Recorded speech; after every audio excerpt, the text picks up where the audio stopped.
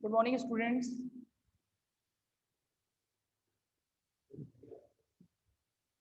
Good morning.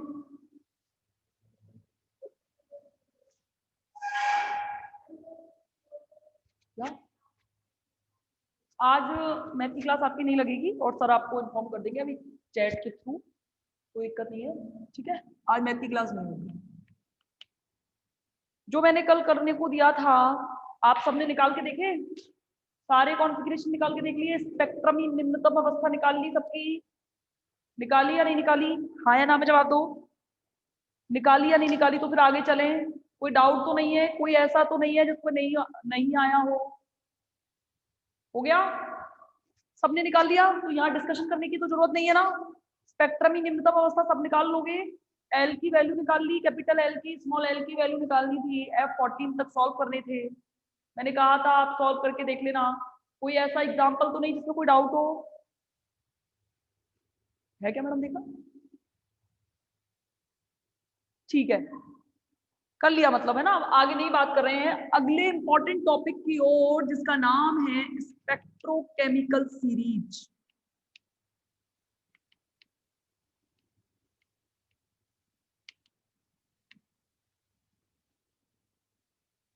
इसको कहते हैं स्पेक्ट्रो रासायनिक श्रेणी।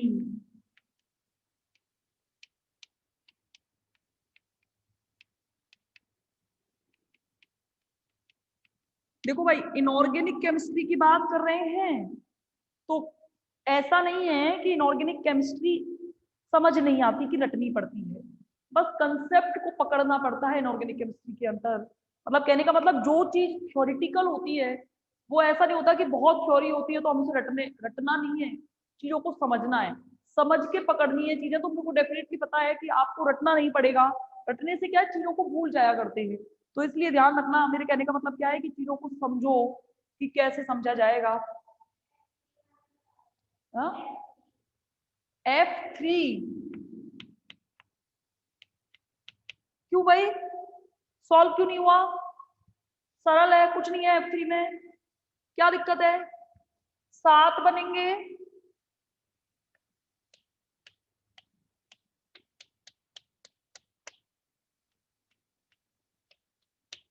एक, दो, तीन इलेक्ट्रॉन भरा जाएगा, ऐसे जाएगा कि नहीं जाएगा बताओ? बिल्कुल एग्जैक्टली बीच में जीरो आना है। इधर -1 -2 -3, इधर +1 +2 और +3 आना है ना। आना है कि नहीं आना? अगर हम इसकी बात कर रहे हैं तो एस का मान क्या आएगा? एस का मान बताओ। आधा और आधा, एक और आधा डेढ़, इसका मतलब क्या है? 3/2। बहुपता का मान 2s+1 के फॉर्मूले से निकालिए। 4 आया कि नहीं आया? आया कि नहीं आया? 4 आ गया। 2s+1 की वैल्यू आ गई 4। यहां से फॉर्मूला क्या होता है? 2s+1 x, एक्स एस, ये वाला मान आ चुका है मेरे पास, 4 आ गया, ये 4। F3 के लिए अब आप कैपिटल एल का मान निकालिए। तो कैपिटल एल का मान निकालने के लिए स्मॉल एल का योग लेना पड़ेगा। 3 और 2 5 और 1 6। एल की वैल्यू आई 6, आई कि नहीं आई? 6 के लिए क्या होता है? S D F G H, 0 1 2 3 4 5 6 4H। ये इसकी क्या कहलाती है? Sorry, 4G। ये इसकी स्पेक्ट्रमी निम्नतम अवस्था कहलाती है। क्या कहलाती है? 4G। 4G, 4G। हाँ, L बराबर 6 आ तो रहा है, L बराबर 6 आ तो रहा है, और L बराबर 6 के लिए 4G आएगा। आएगा कि नहीं आएगा बताओ? जिनका 4G आ रहा है बहुत, सॉरी H, आई आई आई, उल्टा लिख दिया है। आई आई सही कह रहा है वो, आई आएगा, 4I। ठीक है, 4I आएगा।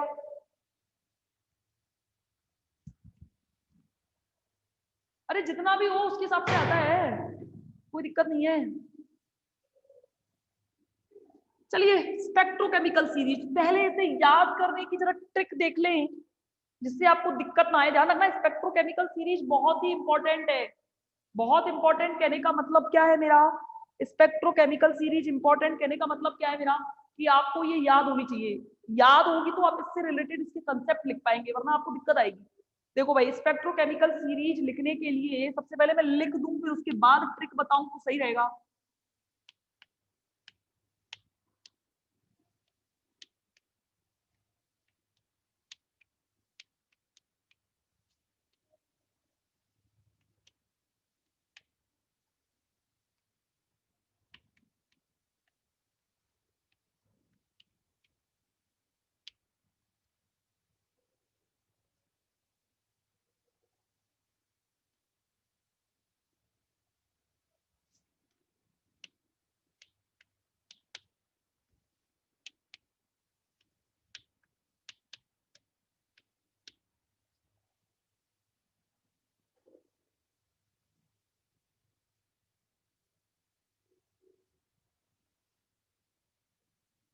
ये अपनी कॉपी में लिख लेना, ठीक है।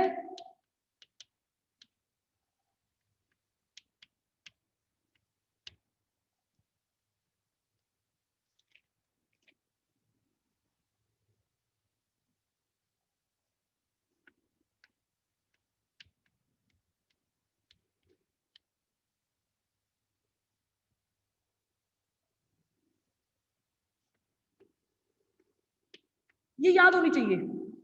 क्या सोच रहे हो, ये याद हो जाएगी क्या? कोई सोच सकता है ये कैसे याद की जाएगी? तो इसे याद करने की ट्रिक जो मैं बता रही हूँ, और आप अपने हिसाब से जैसे याद करना चाहें वैसे याद कर ले। जैसे मुझे याद है वैसे बता रही हूँ मैं, तो मुझे कैसे याद है, इसके बाद में इसके कंसेप्ट पढ़ेंगे कि आखिर ये है क्या। ठीक है, स्पेक्ट्रोकेमिकल सीरीज आखिर भला क्या है, क्योंकि आपने ये सेकंड ईयर में भी पढ़ी है। सेकंड ईयर इनऑर्गेनिक के अंदर आप ये पढ़ के आए हो, स्पेक्ट्रोकेमिकल सीरीज ऑक्सीडेशन रिडक्शन वाले चैप्टर में, वहां पढ़ा है आपने इसके बारे में। इसकी ट्रिक देख लेना। ये देखो, ये आयोडीन, ब्रोमीन, आइसोथायोसाइनाइड, इसको थायोसाइनाइड कहते हैं। ये क्या है, क्लोरीन, ये फ्लोरीन, ये क्या है, ये क्या है, हाइड्रोक्साइड, ये क्या है, ऑक्सीलेटो, ये वाटर है। ये आपका क्या है, नाइट्रोजन साइनाइड, यानी कि इसको कहते हैं ईडीटीए, एथिलीन डाइटेट्राएमीन, अमोनिया, ये क्या है, ईएन, ये क्या है, NO2 में नाइट्रो, ये क्या है, साइनाइड, और ये क्या है, कोबाल्ट। ठीक है, ट्रिक की याद देखो भाई, बता रही हूं, एक बार ऐसे याद करनी है ये, और आपको जैसे याद हो वैसे याद कर लेना। सचिन क्लास से फरार और ऑक्जिलेट को पानी से प्यार, नाचते हुए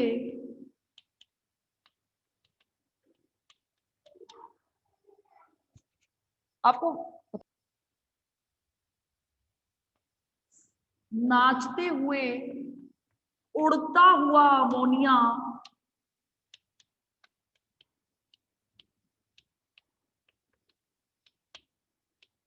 इन नाइट्रो, कनाडा और कोलंबिया में मिला। ये ऐसे बहुत अच्छे से याद हो जाएगी, एक दो बार पढ़ लेना बस, बहुत सरल है। ये क्रम है इसका, ये एक्चुअली बात क्या है, इसको क्रम से याद करना है। वैसे याद करना होता तो कोई दिक्कत नहीं थी, छूटना नहीं चाहिए एक दिवस, इसलिए है ना। और जो चीज छूटनी नहीं चाहिए और क्रम से मिलनी चाहिए। वीडियो क्लियर नहीं आ रही, वीडियो क्लियर नहीं आ रही,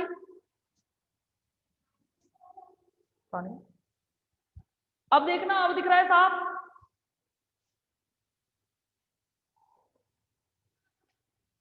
अब दिख रहा है कि साफ, देखो दिख रहा है साफ, साफ नहीं दिख रहा।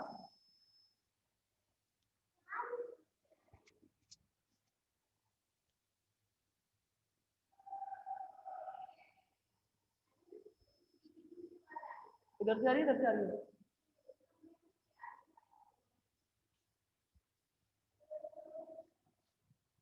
देखो भाई, आवाज आ रही है ना, वीडियो क्लियर दिखनी चाहिए। देखो, एक बार सचिन क्लास से फरार, एक बार जो सचिन है क्लास से फरार हो गया, और ऑक्जिलेट को पानी से प्यार, नाचते हुए उड़ता हुआ अमोनिया, नाचते हुए उड़ता हुआ अमोनिया इन नाइट्रो, कनाडा और कोलंबिया में मिला।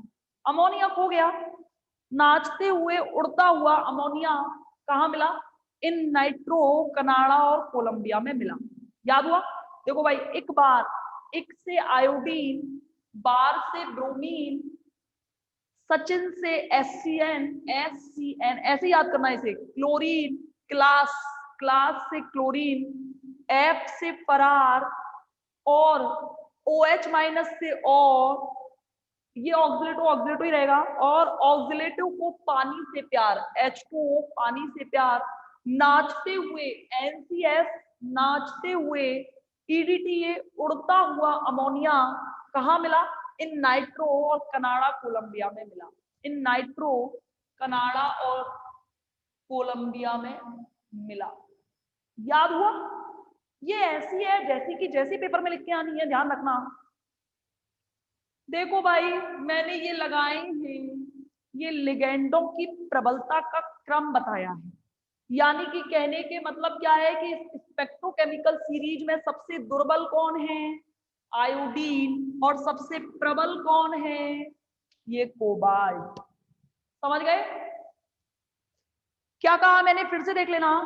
ये लिगेंड है, सारे लिगेंडों को इनकी बढ़ती हुई प्रबलता के आधार पर सेट किया गया है स्पेक्ट्रोकेमिकल सीरीज, क्योंकि ये स्पेक्ट्रोकेमिकल सीरीज बहुत ज्यादा सहायता तो नहीं कर पाई लिगेंडों की प्रबलता को। एक्चुअली ये लिगेंडों की प्रबलता को समझाने के लिए इलेक्ट्रोकेमिकल सीरीज दी गई थी। क्या कहा है मैंने? लिगेंडों की प्रबलता को समझाने के लिए स्पेक्ट्रोकेमिकल सीरीज की व्याख्या की गई, जिसके अंतर्गत लिगेंडों को उनकी बढ़ती हुई प्रबलता के आधार पर इस सीरीज में सेट किया गया है, जिसमें सबसे दुर्बल आयोडीन होता है और सबसे प्रबल आपका कोबाल्ट होता है। इसमें से कुछ कंसेप्ट जो अपवाद के रूप में है उन्हें हम उठाएंगे, और उठाएंगे तो हम क्या करेंगे, हमें व्याख्या करनी है कि ये दुर्बल क्यों होता है और ये प्रबल क्यों होता है। सबसे पहली बात तो ये समझ गई कि हमें स्पेक्ट्रोकेमिकल सीरीज है क्या, हाँ या ना में जवाब दो। सबसे पहले तो ये समझ आया कि स्पेक्ट्रोकेमिकल सीरीज है क्या। वीडियो साफ नहीं आ रही क्या? सच सच बताना, वीडियो साफ नहीं आ रही क्या? नहीं आ रही क्या? पता नहीं किसको क्लियर आ रही है, किसको नहीं आ रही है। मैडम, ये तो वीडियो क्लियर ही नहीं आ रही किसी को।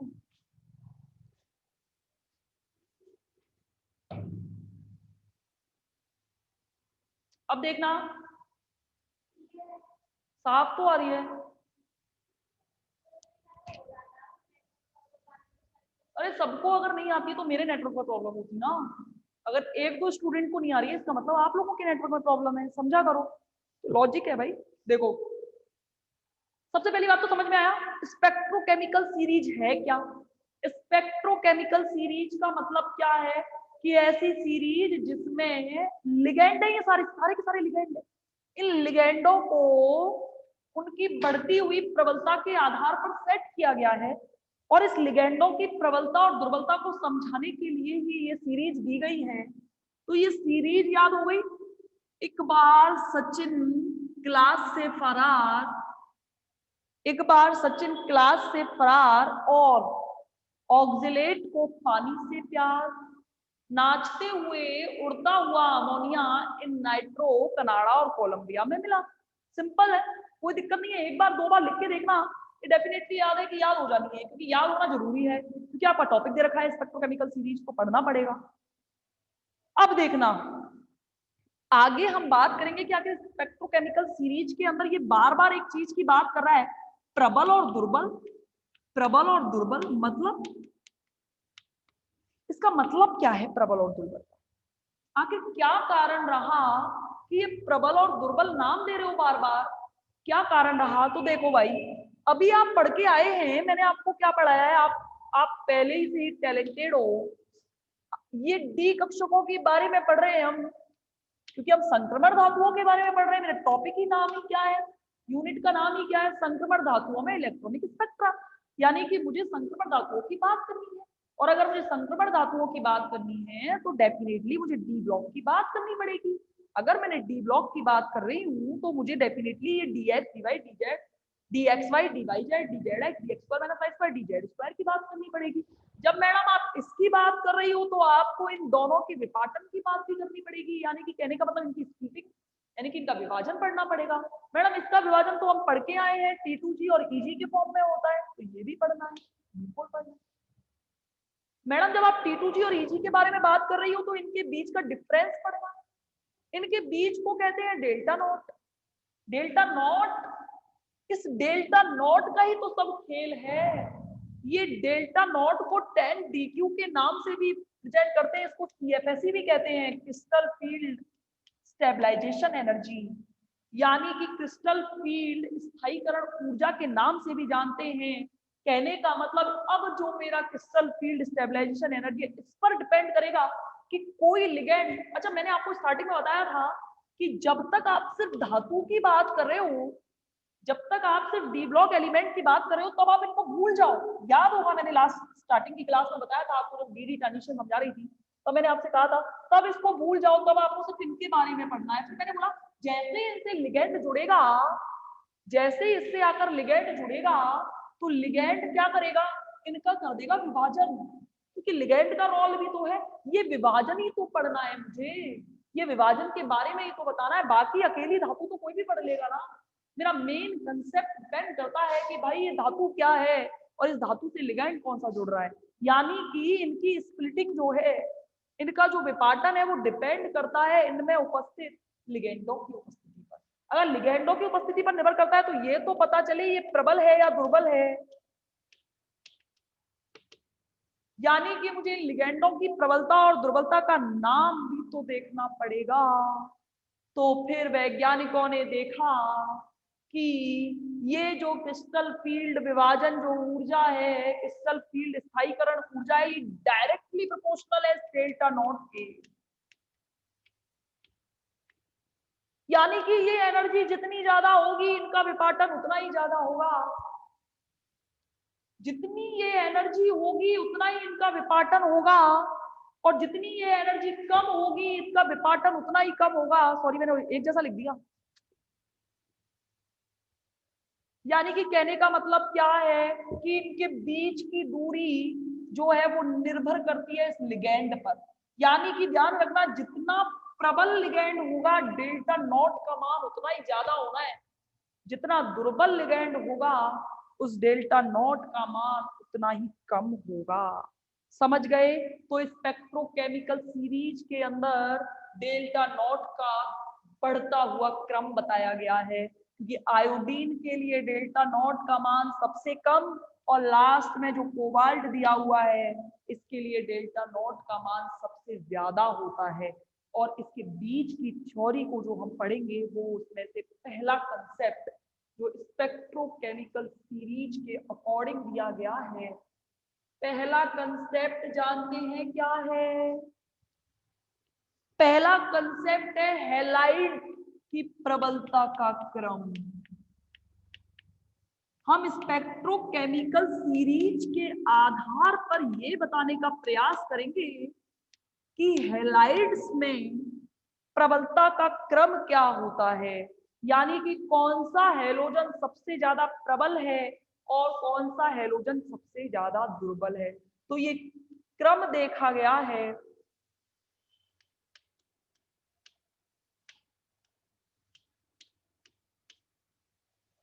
हैलोजन की प्रबलता का क्रम ये है, समझ गए? कहने का मतलब ये जो आयोडीन है ये सबसे दुर्बल है, और जो अभी देखा ना इन क्लास इकबाल बीजा भूलो सचिन क्लास से फरार, यही तो क्रम था। सबसे ज्यादा प्रबल कौन है? फ्लोरीन है, और सबसे दुर्बल कौन है? आयोडीन है। कौन है? आयोडीन है। तो बताओ भाई देखो भाई, पहली बात तो ये चीज फैक्ट है, ध्यान से समझना मैं जो कहने जा रही हूँ। सबसे पहली बात तो ये चीज फैक्ट है कि डेल्टा नॉट का मान इसके लिए सबसे ज्यादा होगा और इसके लिए सबसे कम होगा। डेल्टा नॉट का मान इसके लिए सबसे ज्यादा और इसके लिए सबसे कम। ये तो कोई दिक्कत नहीं है, क्योंकि ये मैं प्रबल कह रही हूँ, ये मैं दुर्बल कह रही हूँ। मैं क्या कह रही हूँ, स्पेक्ट्रोकेमिकल सीरीज कह रही है।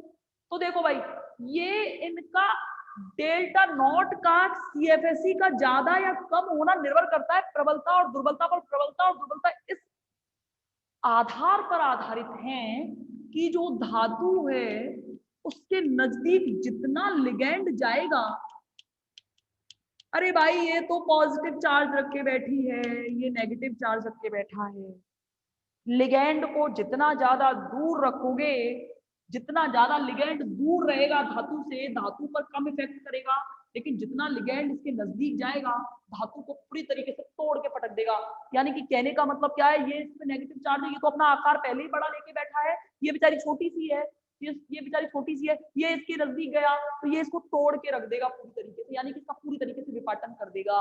होगा क्या, आयोडीन। अच्छा बताओ जरा मुझे, जो मैं पूछने वाली हूँ उसके बारे में बात करके बताओ मुझे कि सबसे बड़ा आकार इनमें से किसका है। आकार वर्ग में ऊपर से नीचे जाने पर, जवाब दो, आकार वर्ग में ऊपर से नीचे जाने पर, वेरी गुड। ध्यान रखना, आकार वर्ग में ऊपर से नीचे जाने पर बढ़ता है भाई। क्यों बढ़ता है, कोश की संख्या बढ़ती है। देखो इसके भी बाह्यतम कोश में 7 इलेक्ट्रॉन हैं, इसके में भी 7 हैं, इसके में भी 7 हैं, इसके में भी 7, लेकिन इसके पास एक कमरा है, इसके पास 2 कमरे हैं, इसके पास 3 कमरे हैं, इसके पास 4 कमरे। एग्जाम्पल के तौर पर बता रही हूँ, इलेक्ट्रॉन तो 7 ही होते हैं, इसके पास 7 है, सातों इलेक्ट्रॉन यहाँ पड़े रहेंगे। इसके पास 7 है, 4 यहाँ बैठ गए, 3 यहाँ बैठ गए, कमरा है। इनके पास कि तू यहाँ बैठ, मैं दूसरे कमरे में जा रहा हूँ, मैं तो फैल कूद के सोने की आदत है, बैठने की आदत है। जबकि जबकि आयोडीन के पास बहुत सारे कमरे हैं, बहुत सारे ऑप्शन है, बड़ा घर है इसके पास, लोग वही 7 हैं, 7 लोगों के लिए अलग अलग कमरा आराम से दे सकते हो। कहने का मतलब क्या है, कहने का मतलब ये है कि होगा क्या कि इनका आकार, फ्लोरीन का आकार छोटा होने के कारण लिगैंड धातु के बिल्कुल निकट चला जाएगा, और निकट जाएगा तो इसका विपाटन ज्यादा करेगा कि नहीं करेगा, इसका विपाटन ज्यादा करेगा तो डेल्टा नॉट का मान ज्यादा होगा कि नहीं होगा, और डेल्टा नॉट का मान ज्यादा होगा तो डेफिनेटली ये प्रबल लिगैंड होगा कि नहीं होगा। जबकि इसके विपरीत इस आयोडीन का आकार बड़ा होता है, आयोडीन का सेंटर पॉइंट तो यहाँ बैठा है और इसका अंतिम जो लिगैंड है वो यहाँ रिएक्ट करेगा, तो इसे यहाँ तक पहुंचने के लिए तो बहुत पार करने पड़ जाएंगे, 7 समुद्र पार करने पड़ जाएंगे, और 7 समुद्र पार करने के लिए फिर वो कहेगा मैं यहीं बैठ लूंगा, मैं यहीं से बैठ के अट्रैक्शन फोर्स इस पे लगाता हूँ। तो ये इस पे अट्रैक्शन फोर्स जब लगाएगा तो डेफिनेटली सी बात है कि जितना यहाँ लग रहा है फ्लोरीन के लिए उससे कहीं ज्यादा कम लगेगा, कहीं बहुत कम लगेगा, और बहुत कम लगेगा तो ये इसका विपाटन क्या करेगा, डेल्टा नॉट का मान होगा कम, और ये क्या होगा, समझ गए कि आयोडीन दुर्बल क्यों होता है और फ्लोरीन प्रबल क्यों होता है, समझे कि नहीं समझे। क्योंकि देखो इन चारों पर -1 चार्ज है भाई, इन चारों पर -1 चार्ज है ना, समझे। इलेक्ट्रॉन आवेश घनत्व का मान बढ़ता जाएगा, आकार में वृद्धि हो रही है, इलेक्ट्रॉन आवेश घनत्व, इलेक्ट्रॉनों का मान बढ़ रहा है ना। आयोडीन में जहां 127 होते हैं वहां इसके अंदर फ्लोरीन, इसका इलेक्ट्रॉन कम होते हैं ना, फ्लोरीन में सबसे कम, फ्लोरीन में, आयोडीन में सबसे ज्यादा। तो इलेक्ट्रॉन आवेश घनत्व के मान में वृद्धि होती जा रही है, इलेक्ट्रॉन आवेश घनत्व के मान में वृद्धि हो जाएगी, तो उसने अपने एक कुछ रक्षक रख रखे हैं भाई। अरे इस तक पहुंचने के लिए उसे केवल 5 दुश्मनों से गुजर के आना, और इससे पहुंचने के लिए इसे 15 दुश्मनों से गुजर के आना है। तो बताना जरा मुझे कि लिगैंड को क्या लगेगा कि ज्यादा विपाटन किसका कर देगा, जो कमजोर है, और जो प्रबल है, जो बहुत दूर लेके बैठा है, इलेक्ट्रॉनों की संख्या ज्यादा लेके बैठा है, वो क्या करेगा, उस तक लिगैंड आसानी से पहुंच नहीं पाएगा, और अगर लिगेंड आसानी से नहीं पहुंच पाएगा तो डेफिनेटली क्या होगी, डेल्टा नॉट का मान होगा कम। और कैसे लिगेंड होंगे, दुर्बल लिगेंड। कैसे लिगेंड होंगे, दुर्बल लिगेंड। आया या नहीं आया समझ? हाँ या ना, कि आयोडीन सबसे दुर्बल और फ्लोरीन सबसे प्रबल लिगेंड क्यों होता है? आया? आया या नहीं आया बताओ, हाँ या ना? हाँ ठीक है।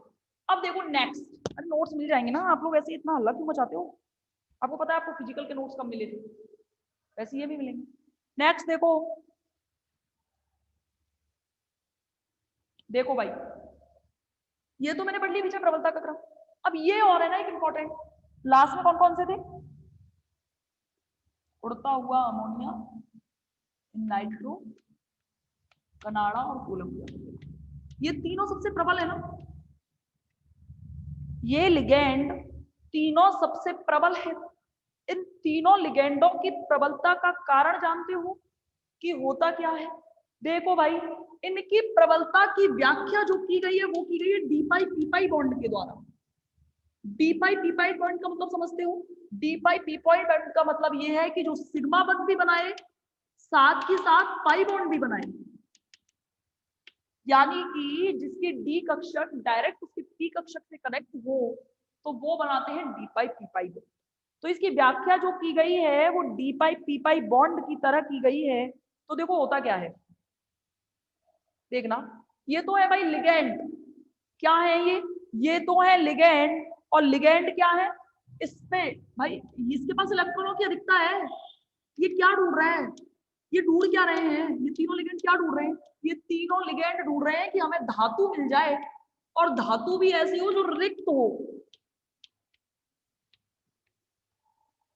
जिसके कक्षक क्या हो, रिक्त हो। और इसे मिलती भी है ना, FeCN6 सबसे प्रबल कॉम्प्लेक्स बनाता है।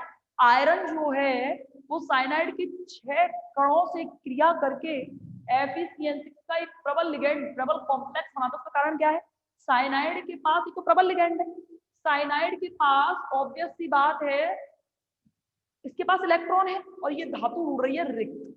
तो ये क्या करते हैं, ये क्या करते हैं भाई, सबसे पहले तो ये लिगेंडों के पास तो है इलेक्ट्रॉन, और आपने सेकंड ईयर में पढ़ा होगा कि कोई भी लिगेंड धातु को इलेक्ट्रॉन अकेला नहीं देता, इलेक्ट्रॉन युग्म के रूप में देता है। पढ़ाई कि नहीं पढ़ा? धातु जो है, धातु कभी भी एक इलेक्ट्रॉन से सेटिस्फाइड होती ही नहीं है।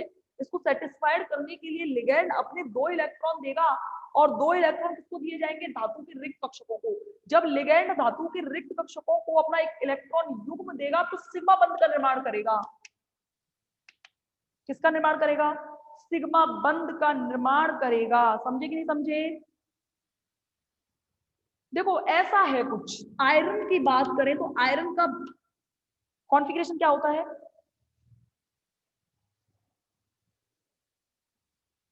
3d6 4s2, यही होता है ना, ध्यान से समझना। 3d6 4s2, जब FeCN6 की बात कर रहे होते हो, Fe और K और होता है इसके साथ, जैसे FeCN6 भी होता है, FeCN6 होता है, जैसे नॉर्मल ऐसे मान लिया मैंने। होता क्या है, आयरन के पास रिक्त कक्षक है। ये पढ़ के आयो, मुझे बताने की जरूरत थी नहीं, मैं डायरेक्ट समझा सकती थी। आयरन के पास रिक्त कक्षक है, FeCN6 पर -4 चार्ज लगा लो। हाँ -4 चार्ज लगा लो, तो यहाँ से क्या आएगा, Fex की वैल्यू निकालना, इसकी ऑक्सीडेशन स्टेट निकालो, क्या आएगी, एक बार समझाने के लिए बता रही हूँ मैं ना। तो यहाँ से x बराबर क्या आएगा, -4 + 6, x बराबर क्या आएगा, +2 आएगा कि नहीं आएगा? यानी कि आयरन से 2 इलेक्ट्रॉन बाहर निकल गए, केवल क्या बचा, 1 2 3 4 5 और 6। जैसे इससे प्रबल लिगेंड आके जुड़ेगा तो आपने पढ़ा होगा, जब इसका संकरण निकालते थे तो इलेक्ट्रॉनों का हो जाएगा युग्मन, होगा कि नहीं होगा? पढ़ा कि नहीं पढ़ा? इलेक्ट्रॉनों का युग्मन हो जाएगा, तो यहाँ पे अब यहाँ पे मिल गए लिगेंड को धातु के रिक्त कक्षक। धातु के रिक्त कक्षक मिले कि नहीं मिले? तो लिगेंड क्या करेगा, लिगेंड जो साइनाइड है वो क्या करेगा, अपने इलेक्ट्रॉन युग्म को कर देगा इसको दान, और इलेक्ट्रॉन युग्म को दान करने के बाद बनाएगा संचित कक्षक। इलेक्ट्रॉनों को इसने तो कर दिया दान, और दान करके बनाया सिग्मा बंध। लेकिन ये थोड़ी चुप बैठने वाली है, इसके पास भी तो रिक्त कक्षक है। इसने बोला अच्छा तूने मुझे परेशान किया है तो मैं तुझे कौन सा छोड़ दूंगी। तो इसने क्या किया, ये अपने अगर 2 इलेक्ट्रॉन देके गया तो ये तुरंत की तुरंत जिस पल पे ये अपना इलेक्ट्रॉन इसको दान करता है उसी वक्त धातु अपने भरे हुए T2G कक्षकों से, क्योंकि नीचे की साइड T2G होते हैं और T2G में 3 होते हैं तो तीनों ऐसे ही भरेंगे, भरे हुए T2G कक्षकों से क्या करती है, लिगेंड के जो कोई रिक्त कक्षक पड़े हुए होंगे उसके साथ बनाती है पाई बंध। क्या बना देती है, भले ये कमजोर होता है क्योंकि धातु बनाती है लेकिन बनाती जरूर है। तो इस तरीके से डी पाई पी पाई बॉन्ड से क्या होता है, डी पाई पी पाई। अब क्या हुआ, बंद कितने हो गए, 2। कौन कौन से, एक तो हुआ सिग्मा और एक हुआ पाई। तो इन बंद की वजह से बंद दूरी जो होती है वो हो जाती है कम, यानी कि जो धातु से लिगेंड पहले से जो ज्यादा दूरी पर था वो कम दूरी पर आ जाएगा, यानी कि बंद दूरी कम हो जाएगी और लिगेंड जो है वो धातु के बिल्कुल निकट आ जाएगा। और अगर बिल्कुल निकट आया तो इस तरीके से इस धातु का कर देगा विपाटन बहुत ज्यादा और डेल्टा नॉट का मान होगा हाई। और यही कारण है कि ये लिगेंड कैसे होते हैं, प्रबल। ये लिगेंड कैसे होते हैं भाई, प्रबल होते हैं। समझे कि नहीं समझे, मेरे कहने का मतलब क्या है, मेरे कहने का मतलब क्या है कि जैसे ही, एक बार रिजॉइन करो मैडम, मैं वॉशरूम